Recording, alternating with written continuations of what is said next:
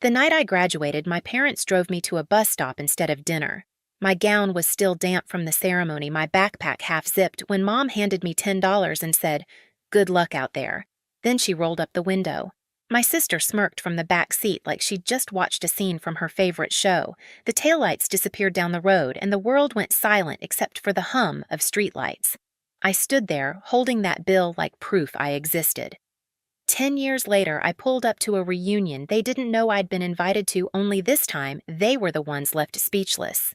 I grew up in a house where love had rules, and I never seemed to follow them right.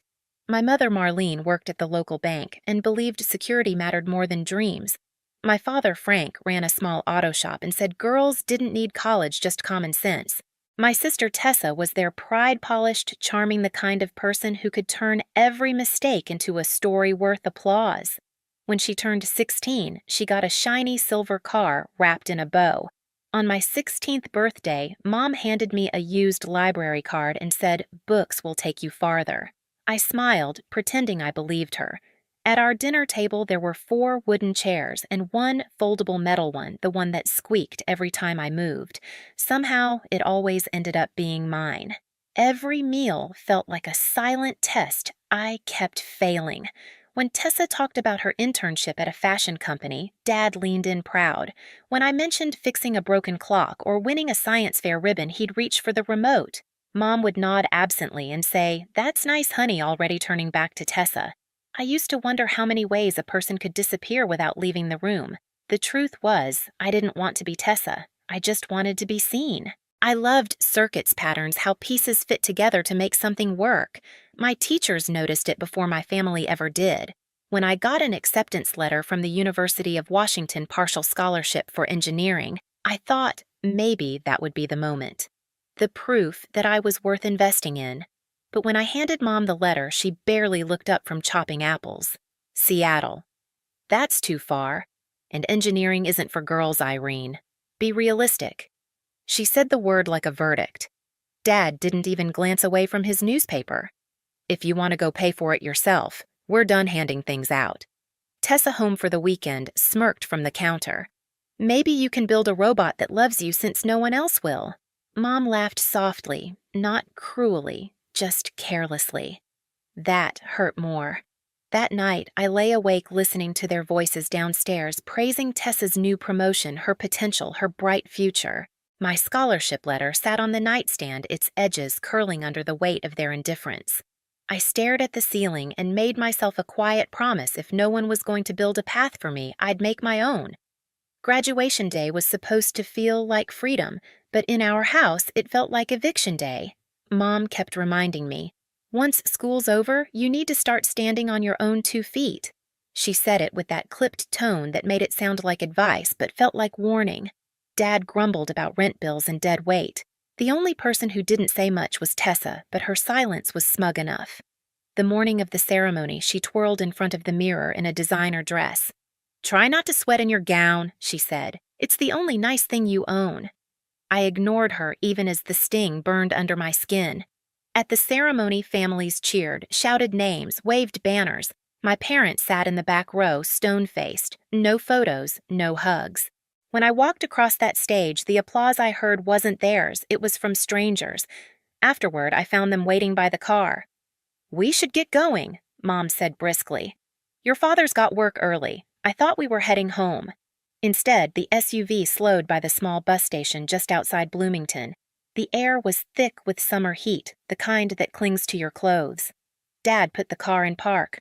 Mom turned to me with a smile that didn't reach her eyes. "This is it, sweetheart. Time to start your next chapter," she said, pressing a crumpled $10 bill into my palm. I blinked. "What you said you wanted to be independent," she replied, already checking her phone. "Here's your chance." My chest tightened. "You're dropping me off?" "Here, don't make it dramatic," Dad muttered. "You'll figure it out. Everyone does." Tessa leaned across the back seat, her perfume too sweet, her grin too sharp. "Good luck surviving with that," she whispered, nodding at the $10. Then the door shut. The SUV rolled away gravel crunching under its tires until all that was left were the sounds of cicadas and the flicker of a dying streetlight. I stood there in my blue gown, clutching my diploma like it was something solid to hold on to. For a while, I waited like maybe they'd circle back laughing say it was a test a lesson. But the road stayed empty. The realization hit slowly they weren't coming back. Not tonight, not ever. By midnight, I'd spent most of that $10 on a sandwich and a bottle of water from a nearby store. The clerk didn't ask questions. When the rain started, I dragged my gown around my shoulders like a blanket and sat under the flickering light, staring at my reflection in the bus stop glass.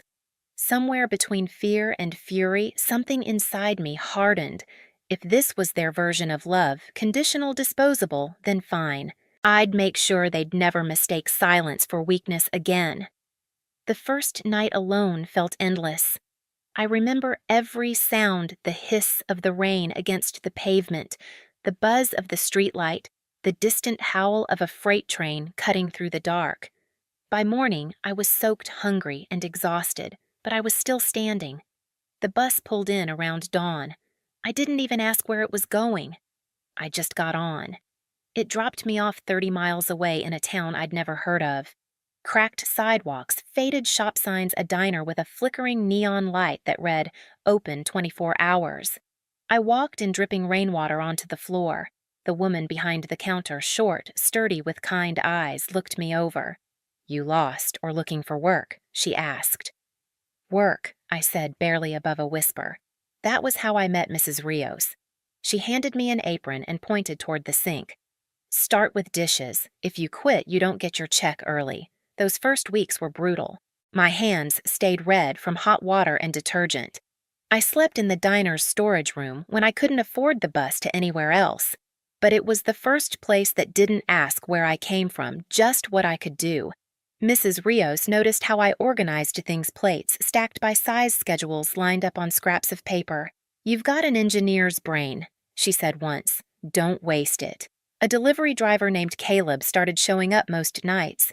He was quiet but sharp, the kind of man who saw patterns in chaos. One night when I was hauling boxes, he stopped me. "You're carrying that wrong," he said, "taking half the load. Efficiency matters even when no one's watching." He taught me little things, routes, timing, how to cut wasted miles. I began to see the world differently, like every road was a puzzle waiting to be solved. I saved every dollar I could sleeping in a small room above a laundromat when I finally scraped together enough for rent. At the library, I used the free Wi-Fi to watch tutorials on logistics spreadsheets and supply chain management. I took notes on napkins on receipts on the back of diner order pads. The diner became my classroom, the deliveries my experiments. By the time I turned 23, I landed a part-time job at Northline Freight logging shipments for minimum wage. But when I noticed their routes wasted hours of driving time, I couldn't stay silent. I rearranged one schedule, printed it out, and left it on my manager's desk. The next morning, he called me in. "You just saved us fuel and labor," he said. "How'd you figure that out?" I shrugged. "Patterns." He smiled. "Keep doing whatever that is." That night, I walked home through the rain again, but it didn't feel cold anymore. I'd built something small, but it was mine. Years passed quietly, marked by truck engines, glowing screens, and the hum of fluorescent lights. By 26, I had moved from an assistant to operations coordinator at Northline Freight. I spent nights redesigning delivery routes, days managing dispatchers twice my age. The maps on my wall looked like arteries, all pulsing toward one goal movement without waste. When I finally built a working prototype of my own route optimization tool, I called it Wayfinder. It was simple, efficient, and mine. By 27, I quit Northline, registered the business, and turned my tiny apartment into a startup office. 2 years later, Wayfinder Systems was operating across 12 states, saving clients millions in fuel and time. My name, now legally Irene Reed, appeared in logistics journals I used to read for free at the library. I thought I'd buried the past until one email changed everything. The subject line read, "Family Reunion 10 years since graduation." It was from Aunt Lila. "Everyone will be there," the message said. "Your parents, Tessa, even Grandma Ruth. It would mean a lot if you came." My first instinct was to delete it, but something deep inside me whispered, "Go." Not for revenge, for recognition, to see what silence had done to them. The night of the reunion, my driver pulled the limo up to the curb outside the community center in Bloomington, the same town where they'd left me. I stared out at the red brick building glowing under string lights. Music and laughter spilled into the parking lot. "Do you want me to wait, ma'am?" the driver asked. "Yes," I said. "But don't worry, I won't be long." When I stepped out, the conversations near the door faltered. The heels of my slate gray shoes clicked against the concrete. I wore a simple silk dress, pearl earrings, hair tied in a low bun. Power disguised as grace. Inside a banner read, "Vale Family Reunion." I scanned the crowd faces I hadn't seen in a decade. Aunt Lila waved first, eyes bright with emotion. "Irene," she gasped, hurrying over. "Oh, honey, look at you." "It's Reed now," I said softly. "But yes, it's me." She squeezed my hands. "You came." I can't believe it. Neither could they. Across the room, my mother stood by the buffet table, her silver hair swept perfectly back, posture rigid. My father nursed a drink, avoiding eye contact. And Tessa, still immaculate, still magnetic, was holding court among cousins, laughing like she owned the air. When my mother finally noticed me, her face froze. Then came the polite confusion, the faint narrowing of her eyes. She didn't recognize me, not yet. I signed in at the table near the entrance. The volunteer glanced up. "Oh, you're with Wayfinder Systems, right? You're the event's sponsor. Thank you so much for your generosity." "Of course," I said, smiling faintly. "Glad to support the community." A few heads turned, my mother's most of all. Her expression flickered something between disbelief and dread. The dinner began, chatter filling the hall. Aunt Lila eventually took the microphone to thank everyone for coming. "And tonight," she said, "we'd like to acknowledge our sponsor for making this event possible." My mother's fork paused midair. "Please welcome Ms. Irene Reed, founder and CEO of Wayfinder Systems." The applause rose, scattered and hesitant. I stood, slowly, heels echoing against the floor as I walked to the small stage. The microphone felt cold in my hand. "Good evening," I began, my voice calm. "It's been a long time since I attended a family gathering." A ripple of awkward laughter. I smiled slightly. 10 years ago, I stood at a bus stop not far from here, 18 years old, wearing my graduation gown, holding a backpack and $10. My mother told me, "Good luck out there," and then she drove away. Silence spread like ink. I thought that night was the end of something I continued. But it turned out to be a beginning. Every mile I walked, every job I took, every night I stayed up learning how to build a better route, it led me here.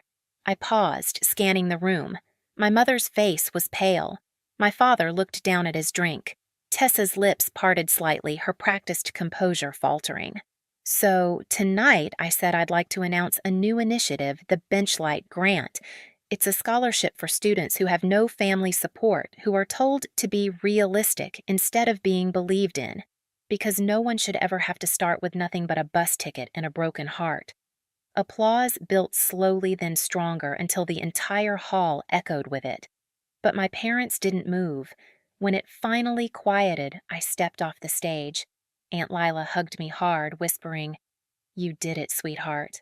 Outside, the cool night air hit my skin like release. I thought I was done until I heard it. "Irene." The voice behind me was unmistakable. My mother stood by the door, my father a few steps behind, Tessa trailing with arms crossed. "You could have told us," Mom said quietly. "You could have told us it was you sponsoring all this. We're still your family." I turned to face her, the lamplight carving sharp shadows between us. "You told me that too before you left me at a bus stop." Her mouth opened, then shut. My father's jaw tightened.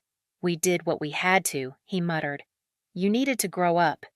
I reached into my clutch and pulled out a small plastic sleeve. Inside was the same crumpled $10 bill, perfectly preserved. I set it on the nearby table. "This," I said softly, "is all you gave me to grow up with." My mother's breath caught. "You kept that." "I did," I said, "because I wanted to remember exactly where I started."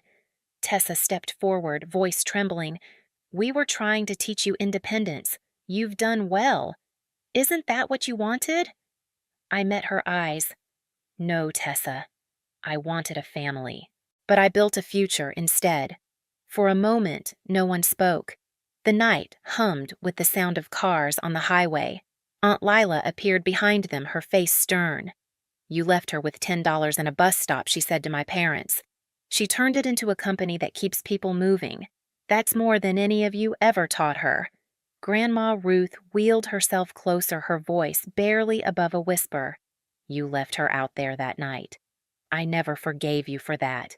My mother's tears finally fell. My father turned away, shoulders rigid. Tessa's face crumpled, shame replacing arrogance. I picked up the $10 bill again and tucked it back into my clutch. "I don't need apologies," I said. "I just needed to see if anything had changed. It hasn't." They stayed silent. I turned toward the waiting limo, gravel crunching under my heels. "Keep your seats," I said gently without looking back. "I've built my own table." As the door closed behind me, I saw their reflections in the window, small, stunned, and still standing under the same light that had once watched me cry. The drive back to Seattle felt quieter than I expected. The road stretched wide and dark ahead, lit only by passing headlights. In my lap sat the small plastic sleeve with the $10 bill creased, faded, but intact. The same night they left me, that bill had been a sentence. Now it was a signature. Proof that I'd rewritten everything they once decided for me. When the limo merged onto the interstate, I caught my reflection in the glass. Not the scared girl in a graduation gown, but the woman who built her own map.